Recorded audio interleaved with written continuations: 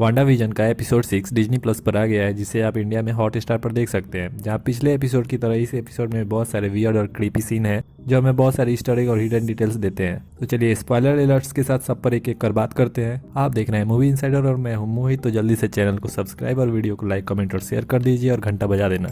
तो चलिए शुरू करते हैं।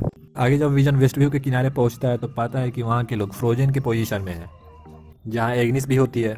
अभी इस सीन से ऐसा लगता है कि वांडा अपनी पावर का यूज पूरे टाउन को कंट्रोल करने के लिए नहीं करती, वह वहीं अपनी पावर का फुली यूज करती है जहाँ वो और उसकी फैमिली होती है। अब आप इस सीन में गौर करोगे तो एग्निस जो कार ड्राइव कर रही है वो वोल्वो 9040 वैगन है, जिसे पहली बार 1990 में इंट्रोड्यूस किया गया था, जिससे यह कंफर्म होता है कि इस एपिसोड में वेस्ट व्यू 90s पर बेस्ड है।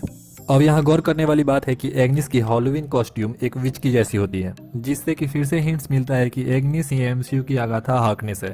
साथ ही वह वांडा की रियलिटी को भी जानती है और उसकी लाफिंग आप गेस कर ही सकते हो। आगे किसी में विजन एग्निस से बोलता है कि व्हाट इज एवेंजर। इससे यह पता चल जाता है कि विजन के पास वेस्ट व्यू से पहले की कोई मेमोरी नहीं है, जैसे एपिसोड 5 में उसने बोला होता है। तो यहाँ यह हो सकता है कि वांडा विजन की मेमोरी को अपनी पावर से हाइड कर दी हो, या फिर यह भी हो सकता है कि विजन के डेथ के साथ ही उसकी मेमोरी इरेज हो गई हो। साथ ही एग्निस की बातों पर भी डाउट होता है, जैसे कि पिछले एपिसोड में डायरेक्टली वो वांडा से पूछती है कि क्या फिर से वो स्टार्ट करे या नॉर्म के द्वारा कोई नाम नहीं लेना, केवल हर बोलना। साथ ही अभी विच का कॉस्ट्यूम ये सभी आगाथा हार्कनेस की तरफ हिंट्स देता है, या फिर किसी और की। साथ ही यहाँ यह नोटिस करने वाली बात है कि अगर एग्निस आगाथा हार्कनेस है तो कॉमिक्स में आगाथा कभी भी विलेन नहीं थी।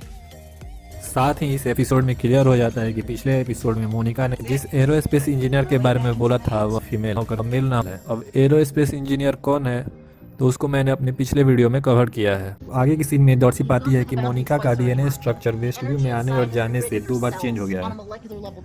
और यह सीन मोनिका के फ्यूचर की तरफ हिंट्स देती है, जो कि फोटोन से है। साथ ही जब मोनिका का डीएनए स्ट्रक्चर चेंज हुआ है तो जो लोग वेस्ट व्यू हेक्स में है उनकी भी तो डीएनए स्ट्रक्चर चेंज हुई होगी। अब यह देखना इंटरेस्टिंग होगा कि हेक्स के अंदर के लोगों में क्या डिफरेंस आती है। कहीं यह सब म्यूटेंट्स की ओरिजिन तो नहीं, क्योंकि वांडा और पिएट्रो की पावर कॉस्मिक माइंड स्टोन से मिली होती है और जितने भी लोग हेक्स के अंदर हैं उन पर भी वांडा के द्वारा कॉस्मिक पावर मैजिक के रूप में होता है। सो हो सकता है हेक्स से बाहर निकलने के बाद सबके पास कुछ पावर हो जो एमसीयू में म्यूटेंट्स को एस्टेब्लिश करे। साथ ही कॉमिक्स हाउस ऑफ एम जिस पर वांडा विजन वेस्ट लगती है उसमें एक टाइम पर वांडा नो मोर म्यूटेंट्स बोल सभी म्यूटेंट्स को खत्म कर देती है। तो यहाँ शायद उसका उल्टा ही वांडा ही सभी म्यूटेंट्स को एमसीयू में लाए। आगे हम डॉर्सी को बहुत सारे फोल्डर्स को स्क्रॉल करते देखते हैं, जिसमें से एक प्रोजेक्ट का नाम प्रोजेक्ट C4113 होता है। अब 113 पहली बार कोई वांडा विजन में नहीं आया है, या एवेंजर इशू 113 का रेफरेंस हो सकता है, जिसके कवर पर स्कारलेट विच और विजन को फीचर किया गया था, जिसमें स्कारलेट विच बोल रही होती है कि दुनिया को विजन की डेथ का कीमत चुकानी होगी। इसी सीन में डॉर्सी की स्क्रीन पर जॉनसन रे नाम की एक फाइल दिखती है। कॉमिक्स में रे जॉनसन जॉन व्रेथ का एलाइस है, जिसे हम क्रिस्टल के नाम से अच्छे से जानते हैं, जो कि एंटी एजिंग फैक्टर के साथ एक टेलीपोर्टिंग म्यूटेंट है। क्रिस्टल टीमेक्स के साथ जुड़ा हुआ है, जो कि मर्सनरी म्यूटेंट्स का एक ग्रुप है, जिसमें उसके साथ वुल्वरिन भी होता है। हम इस कैरेक्टर को 2009 में आई वुल्वरिन की मूवी में भी देख सकते हैं। अब जॉनसन रे की फाइल सॉर्ड के डाटाबेस में उन्हें इंडिकेट करता है कि सॉर्ड उसके साथ या तो पास्ट में काम किया होगा या फिर वह सॉर्ड के रडार पे है। साथ ही बहुत सारी न्यूज इस नेम को लोगन के साथ भी अटैच करके देख रही है, जिसे falcon and the winter soldier में थोड़ा सा हिंट्स मिलता है। और एक दूसरे फाइल का नाम प्रोजेक्ट M5247 दिखता है।